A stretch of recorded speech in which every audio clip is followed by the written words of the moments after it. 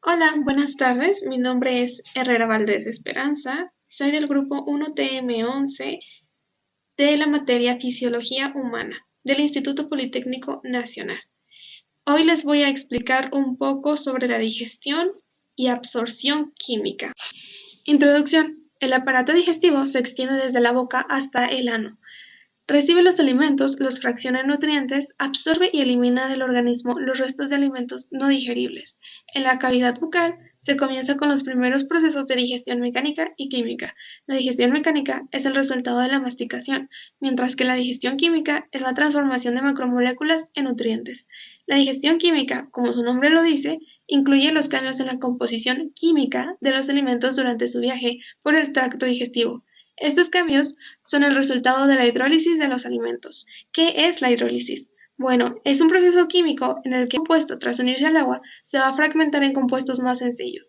En los diversos jugos digestivos existen enzimas que catalizan la hidrólisis de los alimentos.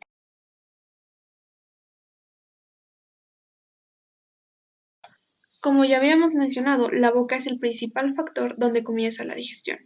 Va a empezar por la amilasa, que es la principal enzima de la saliva. Se inicia la digestión a través de la amilasa, secretada por las glándulas salivales, y que va a actuar con el almidón.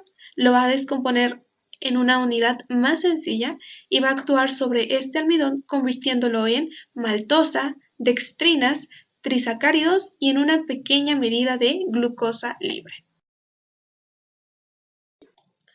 Para la absorción de los monosacáridos, glucosa y galactosa va a tener lugar el transporte activo secundario. Una vez que ambos monosacáridos se encuentren concentrados en el interior de la célula, entonces pueden penetrar por difusión facilitada y a través de la membrana vasolateral van a dirigirse a la sangre.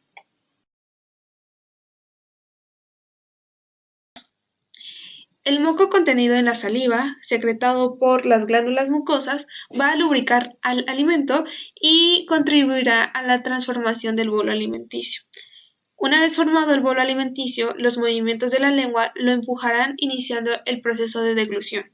La acción de la amilasa salival se inhibe cuando el bolo alimenticio se mezcla con el jugo gástrico en la formación del quimo. En la deglución se va a iniciar voluntariamente cuando el bolo alimenticio es empujado por la lengua hacia la faringe, como ya mencionamos. A partir de la estimulación de la faringe por el bolo alimenticio, la deglución se convertirá en un acto involuntario. Al mismo tiempo, se van a cerrar las vías respiratorias para que el bolo pueda pasar y no se desvíe. Por lo tanto, la respiración va a quedar interrumpida durante el instante en que ocurre la deglución. A este proceso se le llama epiglotis. Los movimientos peristálticos desplazan al bolo alimenticio hasta llegar al estómago. El estómago es una porción dilatada del tubo digestivo en forma de J. La pared del estómago está formada por las capas características de todo el tubo digestivo: mucosa, submucosa, muscular y serosa. Permite la entrada del bolo alimenticio por medio del cardias. El pepsinógeno es secretado por las células principales y su actividad es de forma catalítica, que quiere decir que va a triturar el alimento de una forma más sencilla. La forma activa del pepsinógeno es la pepsina, y la conversión del pepsinógeno a pepsina ocurre en el lumen gástrico en contacto con el ácido clorhídrico. La acción de la pepsina al estómago da lugar a la formación de polipéptidos, oligopéptidos y algunos aminoácidos. La digestión continúa en el intestino gracias a las proteasas del jugo pancreático, que son la tripsina, quimiotripsina, carboxipeptidasas, colagenasa y elastasa, formándose ya oligopéptidos y diferentes aminoácidos. La pepsina va a actuar sobre polipéptidos para hacer el alimento aún más pequeño, convirtiéndolos en dipéptidos. En el estómago, el bolo alimenticio se mezcla con el jugo gástrico hasta convertirse en una pasta llamada quimo. Una vez terminando el proceso de dipéptidos y polipéptidos, el producto saliente es el quimo, que es la primera porción del intestino delgado con el duodeno. La llegada del quimo al duodeno estimula la secreción de jugo pancreático y de bilis. Se estimula con las hormonas secretina y colecistocinina. La liberación de la secretina es en respuesta por reducción del pH, mientras que la secretina estimula la producción de bicarbonato con el páncreas. En el hígado, las células hepáticas llamadas hepatocitos, secretarán la bilis de forma continua, acumulándose en la vesícula biliar. Esta vesícula se contrae ante diversos estímulos durante y después de la comida, expulsando la bilis hacia el duodeno. Recordemos que la bilis es un líquido amarillo verdoso que contiene agua, electrolitos, sales biliares, colesterol, fosfolípidos y los pigmentos de bilirrubina, que en especial le otorgan el color a las heces. Las sales biliares son el componente activo de la bilis, son sintetizadas en el hígado a partir del colesterol. Las sales biliares rompen las grandes gotas de lípidos, o sea, grasas, en micelas. El jugo pancreático contiene sodio y bicarbonato, iones que, junto a la bilis y el jugo intestinal, neutralizan el quimoácido proveniente del estómago, llevando el pH intestinal a 6 o 7. Las enzimas del páncreas, que son la tripsina, actúa sobre las proteínas formándolas en dipéptidos, y la lipasa pancreática actúa sobre los líquidos convirtiéndolos en ácidos grasos y glicerol, y la amilasa pancreática termina de descomponer al almidón y la carbopeptidad que actúa sobre el grupo carboxilo de las proteínas. Es importante saber que varias de las enzimas pancreáticas se secretan de forma inactiva, como en las tablas que se muestran. En el intestino delgado se lleva a cabo la fase más importante de la digestión. La hidrólisis de las sustancias orgánicas del alimento se completa en este órgano, de manera que los nutrientes quedan en condiciones de ser absorbidos. La mayor parte de la absorción también se produce en este órgano.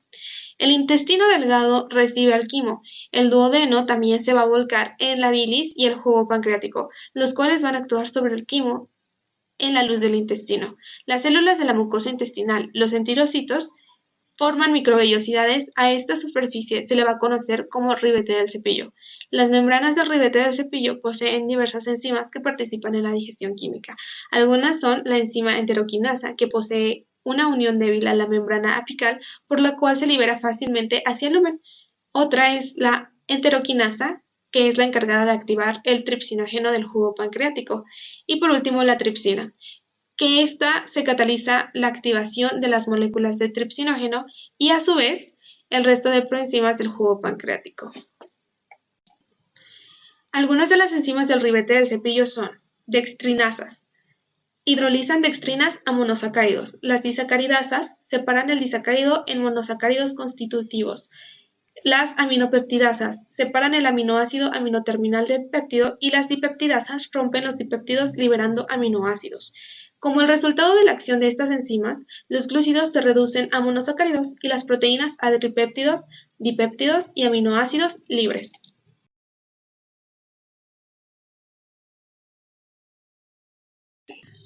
Como ya habíamos mencionado, la mayor parte de los productos de la digestión de las proteínas se absorben en el intestino delgado. Al intestino grueso solo llegan pequeñas cantidades que serán catabolizadas por la flora intestinal. La lipasa pancreática es más importante para la digestión de los lípidos, pues desdobla a los triglicéridos en monoglicéridos y ácidos grasos. La fosfolipasa disocia las lectinas en lisolectininas y ácidos grasos. La colesterol esterhidrolasa va a hidrolizar al colesterol esterificado, originando ácidos grasos y colesterol libre.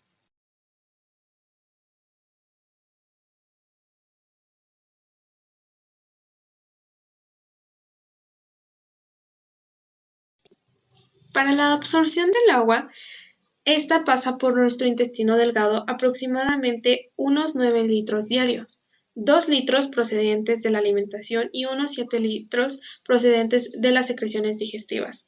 Se absorbe en más cantidad en el intestino delgado. El resto lo hace el intestino grueso, de tal modo que solo una pequeña cantidad se elimina con las heces. Para la composición de las heces, es una materia sólida que está formada por residuos de materiales no digeribles, como lo son los pigmentos, las sales biliares, las secreciones intestinales y principalmente la mucosa, células epiteliales descamadas, bacterias y materiales inorgánicos como el calcio, fosfatos, etc.